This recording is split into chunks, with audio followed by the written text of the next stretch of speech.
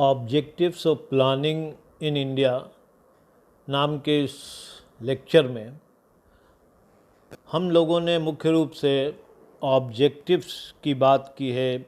भारत में जो पंचवर्षीय योजनाएं चली हैं या भारत में नियोजन जो हुआ है उसकी ऑब्जेक्टिव्स क्या थे, किंतु इसमें हम लोगों ने इस बात पर भी विचार किया है कि प्लानिंग किसे कहते हैं और भारत में पंचवर्षीय योजनाओं का एक संक्षिप्त परिचय भी दिया गया है। Planning, according to doctor Dalton, economic planning in the widest sense is the deliberate direction by persons in charge of large resources of economic activity towards chosen end. अभी हम लोगों ने पहले भी जाना था कि अर्थव्यवस्थाएं दो प्रकार की होती हैं, कमांड इकॉनमी और मार्केट इकॉनमी। मार्केट इकॉनमी में रिसोर्सेस स्वतंत्र तरीके से अर्थव्यवस्था में इस्तेमाल होते हैं, लेकिन प्लान्ड इकॉनमी में हम अर्थव्यवस्था में उपलब्ध रिसोर्सेस को एक डायरेक्शन देते हैं। जो हमारे ऑब्जेक्टिव्स होते हैं उसके हिसाब से जब हम रिसोर्सेस का इस्तेमाल करने की कोशिश करते हैं और लक्ष्यों को प्राप्त करने की कोशिश करते हैं तो उसको हम प्लानिंग कहते हैं।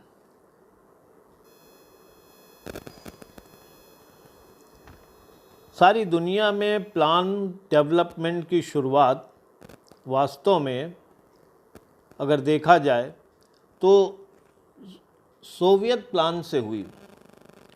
सोवियत क्रांति के बाद जब विकास की समस्या आई कि कैसे विकास किया जाए तो समाजवादी विकास का रास्ता अपनाया गया और ये समाजवादी विकास का रास्ता जो था वो पंचवर्षीय योजनाओं से ही शुरू हुआ।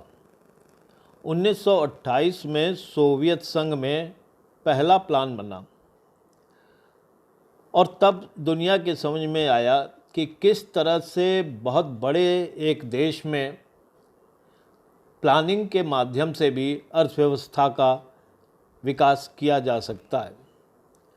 1930 के दशक में हिंदुस्तान भर में जब हम स्वतंत्रता की लड़ाई लड़ रहे थे तब भी ये तय हो चुका था कि भारत स्वतंत्र किया जाएगा जल्दी ही, और तब देश के जितने भी तरह के विचारक थे, राष्ट्रवादी विचारक, पूंजीवादी विचारक, समाजवादी विचारक, जनतांत्रिक विचारक, जो बुद्धिजीवी हैं, ये सब प्लानिंग के बारे में सोचने लगे कि जब हिंदुस्तान स्वतंत्र होगा तो किस तरह से प्लान बनेगा।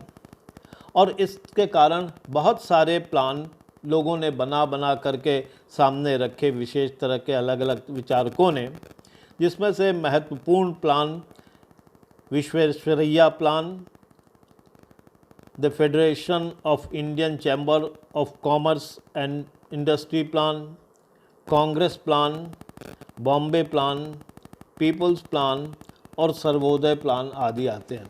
इन सब में लोगों ने भारतीय अर्थव्यवस्था के भविष्य के उद्देश्य और उसे प्राप्त करने के लिए जो रणनीति होती है उसे सुझाया था। और कुछ लोगों ने तो यह एस्टिमेट किया था कि हमारा प्लान इतने बड़े अमाउंट का होगा, राशि भी दिखाई थी, पर यह सब प्लान बहुत लागू नहीं हुए। और इसको प्लान को ठीक से चलाने के लिए हम लोगों ने प्लानिंग कमीशन की स्थापना की और प्लानिंग कमीशन ने फिर इस प्लान को बनाया। 1951 में हमारा पहला प्लान बना जो कि 5 वर्षों के लिए चला। ये कोई बहुत अच्छा प्लान नहीं था, लेकिन हमने प्लान डेवलपमेंट शुरू कर दिया था। वास्तव में प्लान का ड्राफ्ट भी 1951 में नहीं बन पाया था, उसके बाद बना था। तो फर्स्ट प्लान बना, सेकंड प्लान 5 साल बाद 61 में बना, थर्ड प्लान 61 से 65 तक चला। फिर हमारे पास प्लानिंग में कुछ गड़बड़ी हो गई। इन्फ्लेशन बहुत तेज़ हो गई थे और हमारा उधर भी पाकिस्तान से और चीन से युद्ध हुआ था, हमारी प्लानिंग की योजनाएं जो बनी थी वो गड़बड़ हो गई थी। तो फिर 3 साल तक हम लोग एक एक वर्षीय प्लान बना करके चलते रहे और फिर हम लोगों ने प्लान शुरू किया और इसके परिणाम स्वरूप हमारा चौथा प्लान 1969 में शुरू हुआ।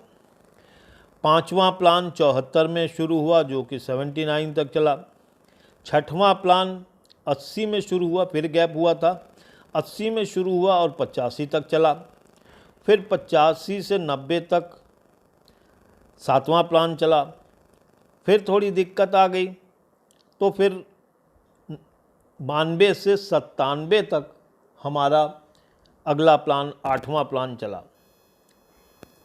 नौवां प्लान हम लोगों ने 1997 में लागू किया जो 2002 तक चला।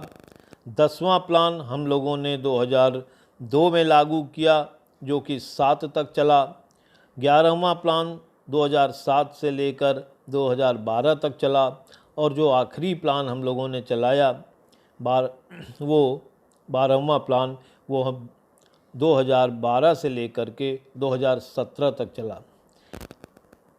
2017 के बाद हम लोगों ने फिर पंचवर्षीय योजनाओं के रास्ते से आगे बढ़ना छोड़ दिया और प्लानिंग कमीशन को भंग कर दिया गया। उसकी जगह नीति आयोग बना लिया गया और नीति आयोग अब हमारे देश में विकास की दिशा को निर्धारित करता है, अपनी नीतियां बनाता है। जहाँ तक प्लानिंग कमीशन की बात है, planning commission was established in March 1950, 1950 में स्थापित हुआ। It was autonomous, non constitutional, technical advisory body. ये तो को ध्यान देना चाहिए। प्लानिंग कमीशन ऑटोनमस था, स्वायत्त संस्था थी। यह संवैधानिक संस्था नहीं थी, यह तकनीकी पर विचार करने वाली संस्था थी और एडवाइजरी बॉडी थी, सलाहकार संस्था थी। लेकिन चूंकि प्राइम मिनिस्टर और मिनिस्टर सब इसके सदस्य हुआ करते थे, सदस्य तो नहीं कह सकते लेकिन इसके में उनकी हिस्सेदारी होती थी, खास करके प्राइम मिनिस्टर चेयरमैन होते थे। तो एक तरह से इसको सरकारी कार्यालय का दर्जा प्राप्त था और इसके निर्णय लागू होते थे। The prime minister was taken as ex officio chairman and deputy chairman was appointed to coordinate the works of commission. ये जो हमारा प्लानिंग कमीशन था, ये जो भी तय करता था, ये मुख्य रूप से इसमें महत्वपूर्ण आदमी तो डिप्टी चेयरमैन ही हुआ करता था। ठीक है। योजना भवन इसका ऑफिस था और योजना भवन में ये सारे प्लान को तैयार किया जाता था, इसको देखा जाता था, इसको बनाया जाता था। और नेशनल डेवलपमेंट काउंसिल एक बड़ी महत्वपूर्ण संस्था हुआ करती थी जिसमें prime minister, union cabinet, chief minister of states और lieutenant governor of union territories सभी शामिल होते थे। ये सब मिल करके पंचवर्षीय योजनाओं के स्वरूप को निर्धारित करते थे और उसमें जो कुछ होता है काम उसको देखते करते थे, मॉनिटर करते थे। अब जहाँ तक सवाल है, जो मुख्य सवाल है, objectives of planning in India.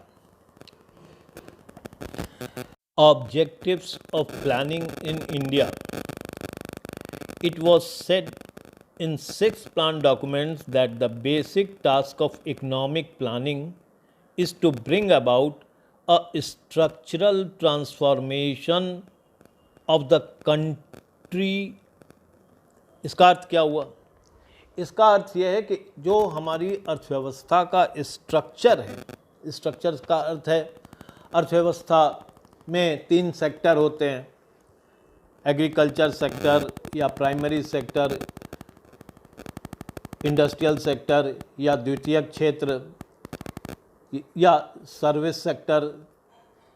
तो ये हमारी अर्थव्यवस्था का एक स्ट्रक्चर है। कितना रूरल इकॉनमी है, कितना अर्बन इकॉनमी है, सेविंग इन्वेस्टमेंट या कंजम्पशन डिस्ट्रीब्यूशन, ये सब किस तरह का है। तो पहला जो ऑब्जेक्टिव था कि हम अर्थव्यवस्था का जो हमारा एक पुराना ढांचा है जिसके कारण हम पिछड़े हुए हैं, इसको हम बदलेंगे। इसको कह सकते हैं structural transformation of country so as to achieve higher and sustainable rate of growth, a progressive improvement in standard of living of masses leading to eradication of poverty and unemployment and providing a material base for self-reliant economy। छठवीं पंचवर्षीय योजना का जो plan document था उसमें समझाने की कोशिश की गई थी कि हमारा उद्देश्य क्या है।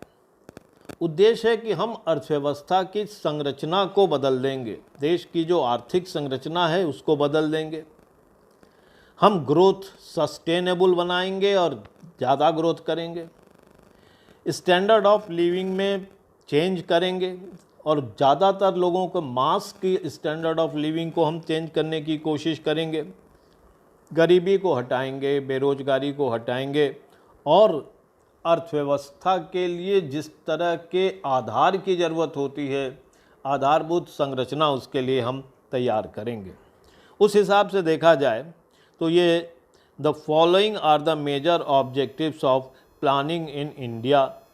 Number 1, sustainable, inclusive, balanced economic growth with stability. शुरू के दिनों में तो बहुत हमारा स्पष्ट विचार नहीं था। हम लोग केवल कहते थे ग्रोथ तेज होनी चाहिए, ग्रोथ तेज होनी चाहिए, हमें अपने विकास की दर बनानी चाहिए। लेकिन बाद के वर्षों में धीरे धीरे समझ में आया कि केवल विकास के दर को तेज करने से काम नहीं बनता, हमको सस्टेनेबल ग्रोथ करनी चाहिए। सस्टेनेबल ग्रोथ का मतलब ये होता है कि लंबे समय तक हमारी ग्रोथ बनी रह जाए। इसका और स्पष्ट अर्थ ये होता है कि जो वर्तमान जनरेशन है देश में उपलब्ध संसाधनों का इस तरह से प्रयोग करे, इस तरह की टेक्नोलॉजी का इस्तेमाल करे कि आने वाली पीढ़ियों को भी ग्रोथ करने में कोई दिक्कत ना हो, वो भी ग्रोथ की दर को मेंटेन कर सकें, उनके पास इतने संसाधन हों कि वो अपने विकास को तेज कर सकें। ऐसे को कहते हैं सस्टेनेबल। ग्रोथ इंक्लूसिव हो। देखा यह गया कि जब पंचवर्षीय योजनाओं को हम लोगों ने चलाना शुरू किया तो अर्थव्यवस्था में गरीब आदमी गरीब रह गया, अमीर आदमी अमीर हो गया। अमीर आदमी के पास ही ग्रोथ का ज़्यादा लाभ पहुंचा और गरीब आदमी के पास लाभ नहीं पहुंचा। शहरों में लाभ पहुंचा और ग्रामीण क्षेत्रों में लाभ नहीं पहुंचा।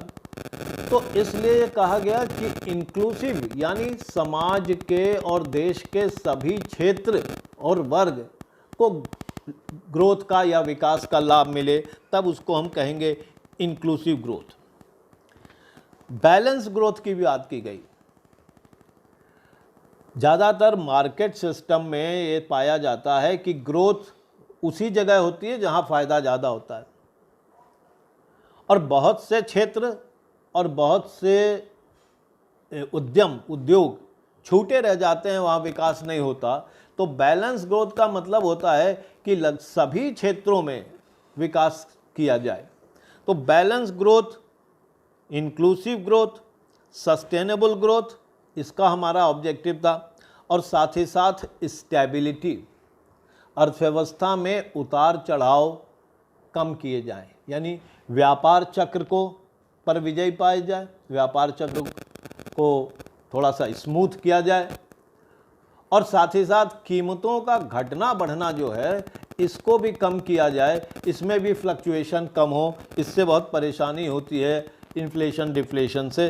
तो हमारा ऑब्जेक्टिव ग्रोथ को तो था ही, लेकिन ये सस्टेनेबल हो, इंक्लूसिव हो, बैलेंस्ड हो और अर्थव्यवस्था में स्थिरता बनी रहे, ये ऑब्जेक्टिव हमारी पंचवर्षीय योजनाओं का था।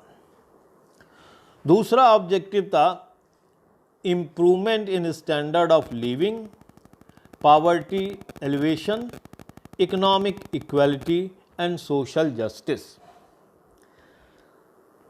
लंबे समय से विदेशों की गुलाम रही अर्थव्यवस्था में आर्थिक वितरण समान नहीं था, बहुत से लोग गरीब थे और गरीबी बने रह गए थे। गांव के क्षेत्र में अधिकांश गरीबी थी, शहर में भी बहुत गरीबी थी। तो हमारे देश में बहुत बड़ी जनसंख्या, और करीब हम कह सकते हैं कि आधी जनसंख्या शुरू के दिनों में गरीबी की रेखा के नीचे रहती थी, और इस गरीबी की रेखा के ऊपर से ले जाने के लिए इन लोगों को सरकार को प्रयास करना था। गरीबी की रेखा का मतलब होता है कि आदमी के पास उपभोग के लिए जो न्यूनतम सुविधाएं होनी चाहिए, जो न्यूनतम मात्रा होनी चाहिए, वो भी उपलब्ध नहीं हो रही है। तो इस गरीबी की रेखा के ऊपर जनता को ले जाने के लिए हमें बहुत प्रयास करने थे, और ये हमारी ग्रोथ का या हमारे प्लान का एक ऑब्जेक्टिव था। साथ ही साथ ये भी था कि जो गरीब नहीं भी हैं, गरीबी की रेखा के थोड़ा ऊपर भी हैं, उनके भी स्टैंडर्ड ऑफ लिविंग को बढ़ाया जाए, उनके लिए भी स्वास्थ्य, शिक्षा, मनोरंजन, ऐसी सुविधाएं उपलब्ध की जाएं जिनसे कि उनका स्टैंडर्ड ऑफ लिविंग थोड़ा बढ़े। आर्थिक असमानता के साथ साथ सामाजिक समानता और सामाजिक न्याय को प्राप्त करना भी हमारी पंचवर्षीय योजनाओं का एक प्रमुख उद्देश्य रहा। Employment generation, self employment, wage employment through different schemes and programmes. बेरोजगारी एक बहुत बड़ी समस्या कृषि प्रधान देशों में होती है। जब हम आज़ाद हुए तो हमारा देश एक कृषि प्रधान देश था। कृषि में डिस्गाइज्ड अनएम्प्लॉयमेंट या एम्प्लॉयमेंट मौजूद होता है, और इंडस्ट्रियल बेस कमज़ोर होने से भी बड़ी मात्रा में बेरोजगारी होती है। हमारे देश में जनसंख्या बढ़ने की दर बहुत तेज़ रही, हम बहुत बड़ी जनसंख्या के मालिक हैं, लेकिन उतने साधन और रिसोर्सेज हमारे पास नहीं थे, उतना कैपिटल नहीं है कि हम इन सारे लेबर्स को कैपिटल के साथ इस्तेमाल कर सकें। तो इसका परिणाम ये हुआ कि हमारे यहाँ जो लोगों के पास रोज़गार भी था, उसमें आमदनी बहुत कम थी। काम तो करते थे लेकिन पैसा नहीं था। बेरोजगारी एक ऐसी थी कि लोग काम करा लेते थे, पैसा बेकार करा लेते थे, पैसा नहीं देते थे। इस तरह गरीबी भी इसी से था कि रोज़गार नहीं था। तो हमारे देश में और शुरू से लेकर के आज तक अर्थव्यवस्था में जो भी उद्देश्य होते हैं वो रोजगार को प्राप्त करना और रोजगार को बढ़ाना होता है। सामान्यतः रोजगार दो तरह के होते हैं। एक सेल्फ एम्प्लॉयमेंट। सेल्फ एम्प्लॉयमेंट का मतलब है, जैसे आप देखते हैं कि एक ठेला वाला, एक सब्जी वाला, एक कुम्हार अपना काम करता है और अपने लिए रोजगार पैदा करता है, उत्पादन करता है और आमदनी प्राप्त करता है। और दूसरा होता है वेज एम्प्लॉयमेंट। जब कोई किसी के यहाँ वेतन पर नौकरी करता रहता है, महीने का वेतन पाता है, जैसे सब सरकारी कर्मचारी हैं या कंपनियों के कर्मचारी हैं। ये जो कर्मचारी होते हैं ये भी रोज़गार में होते हैं, और जो अपना बिजनेस करते हैं छोटा या बड़ा वो भी रोज़गार में होते हैं। वो जो अपना बिजनेस करते हैं वो सेल्फ एम्प्लॉयमेंट है, अपने मालिक खुद हैं। और जो दूसरों के लिए काम करते हैं, कर्मचारी हैं, वो वेज एम्प्लॉयमेंट में है। तो हिंदुस्तान में या दुनिया में सबसे ज़्यादा जो रोज़गार है वो सेल्फ एम्प्लॉयमेंट के क्षेत्र में है। जैसे हमारे देश के करोड़ों किसान क्या हैं, वो अपना खेत है, अपना काम करते हैं, वो सेल्फ एम्प्लॉयमेंट में है। लेकिन जो लोग नौकरी करते हैं, रेलवे में भर्ती है, बैंक में भर्ती हैं, किसी ऑफिस में भर्ती है, वो सब क्या है, वेज एम्प्लॉयमेंट। तो हमने पंचवर्षीय योजनाओं में बहुत सारी योजनाएं, बहुत सारे स्कीम शुरू से बनाते रहे। पहली पंचवर्षीय योजना से लेकर के इस तरह की स्कीम बनाते रहे कि लोगों को रोज़गार मिले, और आज भी रोज़गार देने के लिए हम लोग मनरेगा जैसी स्कीम को चलाते हैं, जिसमें बहुत सारा रोज़गार पैदा होता है। सेल्फ एम्प्लॉयमेंट देने के लिए अनेक तरह के बैंकों की योजनाएं होती हैं, सरकारी सहायता की योजना होती है, जिसको प्राप्त करके लोग रोज़गार कर सकते हैं। Reduction in regional disparities. एक और बड़ा लक्ष्य रहा, उद्देश्य रहा, और वो ये था कि हमारे यहाँ क्षेत्रीय असमानता बहुत है। कुछ ऐसे शहर थे जहाँ अंग्रेज आए और उन्होंने वहाँ उसका इंडस्ट्रियल डेवलपमेंट किया, व्यापार का विकास किया। दिल्ली, कलकत्ता, मद्रास, बम्बई, ये जो समुद्र के किनारे के थे, इन सब क्षेत्रों का तो विकास हुआ, लेकिन पहाड़ी इलाकों का, ग्रामीण इलाकों का, उत्तर प्रदेश के ग्रामीण इलाकों का ये विकास नहीं हुआ। अब जब हम आज़ाद हुए तो हमारे सामने बड़ी समस्या थी कि हम विकास कैसे करें इन सब क्षेत्रों का। तो हमारी पंचवर्षीय योजनाओं में रीजनल डिस्पैरिटीज़ को ख़त्म करने का भी एक उद्देश्य रखा गया। और ये आप देख सकते हैं कि गोरखपुर जैसी जगह में खाद कारखाना लगाया गया, जो कि बाद में नहीं चला लेकिन फिर अब इस्टेब्लिश हो रहा है। खाद कारखाना लगाया गया, वो इसलिए नहीं कि यहाँ पर मजदूर बड़े सस्ते थे, इसलिए नहीं कि यहाँ पर खाद के लिए रॉ मटेरियल उपलब्ध था या टेक्निकल पर्सन उपलब्ध थे। वो केवल इसलिए किया गया था कि रीजनल डिस्पैरिटी को दूर करना है। बहुत से पिछड़े इलाकों में बड़े बड़े कारखाने इसीलिए लगाए गए कि रीजनल डिस्पैरिटी दूर हो, क्योंकि जब एक ग्रोथ सेंटर बन जाता है तब वहाँ पर विकास शुरू होता है। जैसे गोरखपुर के विकास के लिए आप देखिए तो गोरखपुर आज थोड़ा सा व्यापारिक रूप से या सर्विस सेक्टर में बढ़ा हुआ क्षेत्र है आसपास से, अन्यथा यहाँ विकास का कारण railway, Gorakhpur university, engineering college, GIDA, ऐसे 4-5 सेंटर हैं जो कि इसके विकास का केंद्र हैं और उसके आसपास के विकास हो रहा है। उसमें से एक फर्टिलाइज़र भी है, फर्टिलाइज़र के कारण यहाँ का विकास हुआ। तो रीजनल डिस्पैरिटी को दूर करना भी हमारी पंचवर्षीय योजनाओं का एक बहुत बड़ा उद्देश्य था। Self reliant economy. Self reliant का मतलब आत्मनिर्भर। आजकल आप ना सुनते होंगे आत्मनिर्भर, आत्मनिर्भर, देश को आत्मनिर्भर बनाएंगे, मेक इन इंडिया, ऐसी बातें। पंचवर्षीय योजनाओं का ये भी एक बहुत बड़ा उद्देश्य रहा है कि हम आत्मनिर्भर हों, खास करके आर्थिक मामलों में हम आत्मनिर्भर हों, हमें किसी के आगे हाथ नहीं फैलाना पड़े। आप नहीं जानते होंगे 1965 में हमारे देश में बहुत बड़ा सूखा पड़ा, बहुत बड़ा सूखा पड़ा, और हमारे देश में अनाज की बहुत कमी हो गई। तो हमको भूखमरी के कगार पे पहुंच गए, लोग भूख से मरने लगे। उस समय हमारे प्रधानमंत्री श्री लाल बहादुर शास्त्री थे, वो किसान के ही बेटे थे। उन्होंने अमेरिका से कहा कि साहब हमारी जनता भूखी मर रही है और आपके जहाज़ गेहूं लाद करके जा रहे हैं, अगर आप उसको भारत की ओर डाइवर्ट कर देंगे तो हम अपने देश की जनता को भूखा मरने से बचा लेंगे।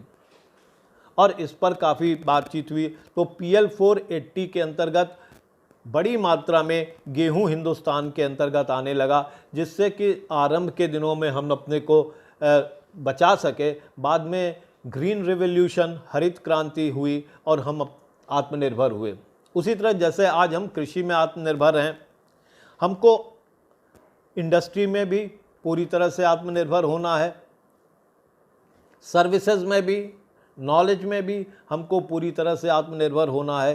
तो ऐसी हमारा उद्देश्य, पंचवर्षीय योजनाओं का एक उद्देश्य, इन पर भी ध्यान देना था। लेकिन आत्मनिर्भरता का ये मतलब नहीं है कि हम दूसरे देशों से व्यापार नहीं करेंगे। बहुत समय तक लोग ये समझते रहे कि आत्मनिर्भर होने का मतलब हम किसी देश से कोई संबंध नहीं रखेंगे, हमें दूसरों से आयात नहीं करना। नहीं, आत्मनिर्भरता का ये भी मतलब है कि हम दूसरों से आयात करेंगे और उतना ही या उससे ज़्यादा निर्यात करेंगे, हम उनके ऊपर निर्भर नहीं होंगे। इससे दुनिया का लाभ होता है और वर्ल्ड ट्रेड ऑर्गेनाइजेशन इसी उद्देश्य के लिए काम कर रहा है कि सारे देश आत्मनिर्भर हों और एक दूसरे पर भी निर्भर हों, कोई किसी से कम न रहे, एक हाथ से दे और एक हाथ से ले, व्यापार चलता रहे, व्यापार आगे बढ़ता रहे। Modernisation of traditional economy. आप सभी जानते हैं कि हमारी अर्थव्यवस्था बहुत परंपरागत अर्थव्यवस्था रही। क्यों? क्योंकि हम मूलतः कृषि पर निर्भर थे और हमारी कृषि मानसून पर निर्भर थी, और इस तरह से हमारी कृषि में कोई महत्वपूर्ण परिवर्तन नहीं हो रहा था। फिर हमने ग्रीन रेवोल्यूशन किया। कृषि क्रांति के परिणाम स्वरूप हमने कृषि के क्षेत्र में आधुनिक तरीकों का इस्तेमाल करना शुरू किया, मॉडर्नाइजेशन ऑफ एग्रीकल्चर शुरू किया। इंडस्ट्रीज़ का भी हमारी जो टेक्नोलॉजी है वो पुरानी थी, उसको हमने मॉडर्नाइज किया।